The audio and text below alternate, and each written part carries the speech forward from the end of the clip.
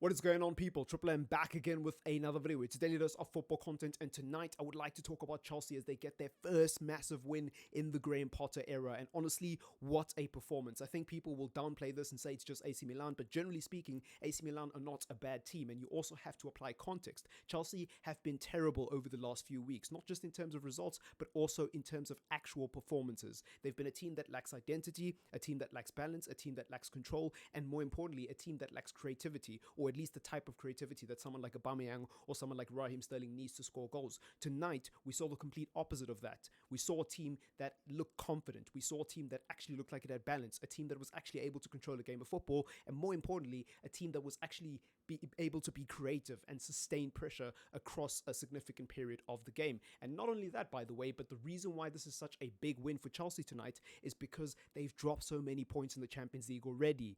They've dropped way too many points. Tonight, they had to win. It was a must-win game. I think most Chelsea fans would have been okay with a 1-0 win. Most Chelsea fans would have been okay with a marginally good performance, but they didn't just put in a marginally good performance. They put in an excellent performance. Now, in terms of individual performance, obviously, the standout performer for Chelsea for me was Reece James, somebody who I have been saying has been a very good right back for a very long time. In fact, when people were excited about Wan-Bissaka when he first came to Manchester United, and you had people saying things like he's one of the best defensive right backs in Europe, let alone at Manchester United, I was saying, you guys are crazy. Reece James is better than this guy. Reece James is better than this guy going forward. Reece James is better than this guy defensively in every aspect of the game. Technically, in terms of on the ball, he's just better than him. I remember when people were arguing about Trent, saying Trent is better than Reece James. Yeah, going forward, maybe, but Reece James is better because he has more balance. In terms of his profile of player, he can do pretty much everything you need from a fullback at an elite and competitive level. People were saying Kyle Walker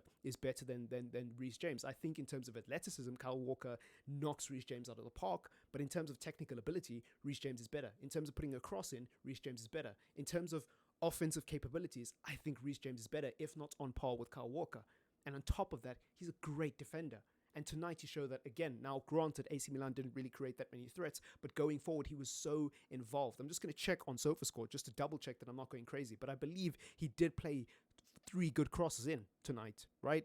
Like, he played 3 really good crosses. There we go. 4 crosses attempted, 2 crosses actually landing in the box. And I think one of them was marginally not his fault. I think if Sterling was not human, if Sterling was Erling Haaland, as an example, if he was a robot and actually, was a perfect player, he might have gotten the end of that. Like, I saw one of the crosses in the game. I thought to myself, if Erling Haaland was in that situation, he 100% would have scored. But that's not fair in Raheem Sterling. That's not fair in any player. You can't compare any player to Erling Haaland because it's just unfair. They lose the argument immediately. Anyways, let's move on from Reece James. Let's talk about Aubameyang. He scored a goal tonight.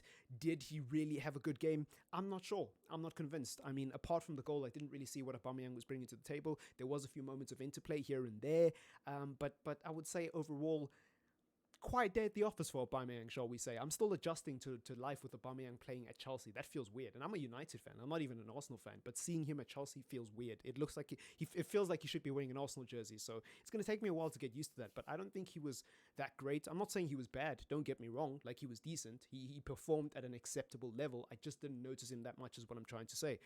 Mason Mount, I thought he was pretty involved today. I thought there was a couple of chances where he should have actually scored. Apart from that, he scored an offside goal.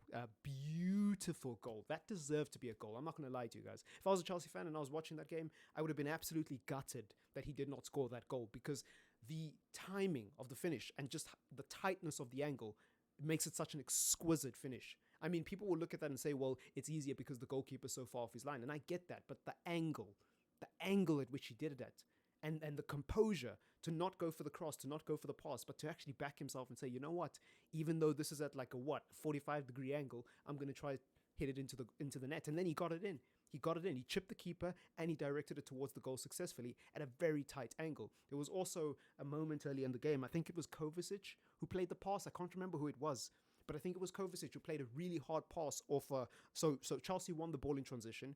Okay, they're moving up the field. Kovacic gets the ball, or whoever it was, and they smack the ball into Mount's feet. And you could tell it wasn't a very well-weighted pass. You could tell there was a bit too much power on the pass, but Mount somehow controls it with his first touch and produces a shot out of a very uncomfortable, situation. And he nearly scored as well. So I think Mount played well tonight. And I think Mount is somebody who gets a lot of sticks. So to see him putting in a performance like that under a new manager in a Chelsea shirt, especially when you apply the context of how big this game was.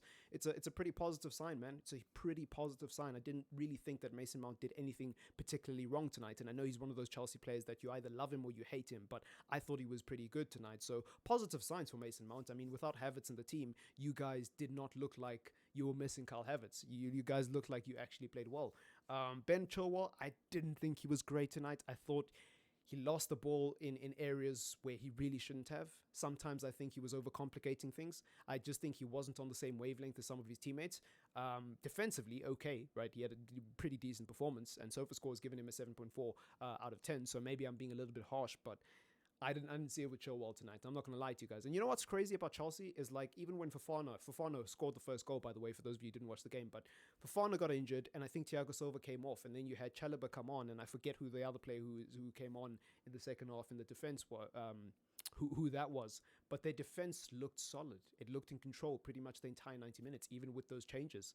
Even with Chilwell not potentially being at his best, even with Reece James not really having much of an impact defensively, even though he was great going forward, Chelsea just look so calm. I know Koulibaly got skinned on one occasion. I know there was a moment where Rafael Lau had a very, very good moment, right? Like, he dribbled past two Chelsea players and damn near got past the third and almost scored an amazing goal. Instead, he decided to lay it off to his teammate, who subsequently skied it over the bar. But that moment, besides that moment, Chelsea's defense, I think, was flawless tonight. And on paper, the back three of Koulibaly, Silva, and Fofana is very scary. It is. It just is. It's so scary. I don't think people understand how good this defense really is. And even though they have their moments that get clipped up and that get shared across Twitter, if you watch the full game and apply the context of the 90 minutes, this defense is really good.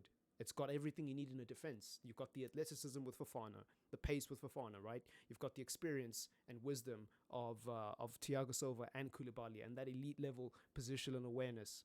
And it seems like they have a good understanding between the three of them, which is what makes it even scarier, considering it's their first time playing together. The fact that Koulibaly is coming to Chelsea and is seamlessly adapted to life in the Premier League, even though tonight wasn't a Premier League game, but you know what I mean, right? He's adapted to life in the Chelsea system under Graham Potter. It says a lot. It speaks volumes. But anyways, I've got nothing else to say about the game. In terms of standout performance for AC Milan, Olivier Giroud was very quiet. Tonali, I thought, was very good. I thought Tonali was one of the reasons why AC Milan stayed in that game for such a long time. The scoreline, even though it was truly reflective of how much Chelsea dominated the game in terms of chances created, I think for most of the game, AC Milan were hanging on until sort of the 70th minute, I think. And the reason is because of Tonali, in my opinion. Now, you could say that Rafael Lau had a very good game, and I think he did. But I think that moment where he dribbled past two or three Chelsea players made people think he had a better game than he actually did. Apart from that, he didn't really have that many moments in the game, and at least not enough to actually affect the scoreline. And that's not his fault. That's just the fact that AC Milan didn't play that well. They made a lot of mistakes due to Chelsea's press and the way that Chelsea were just defending so well. AC Milan just couldn't break through them. AC Milan got desperate. AC Milan made a lot of mistakes, and Chelsea capitalized. So that's what happened in the game. I've got nothing else to say. It's been your boy TripleM. Leave a like on the video, comment if you want to, and subscribe to the channel if you're new, if you want to show your support. Peace.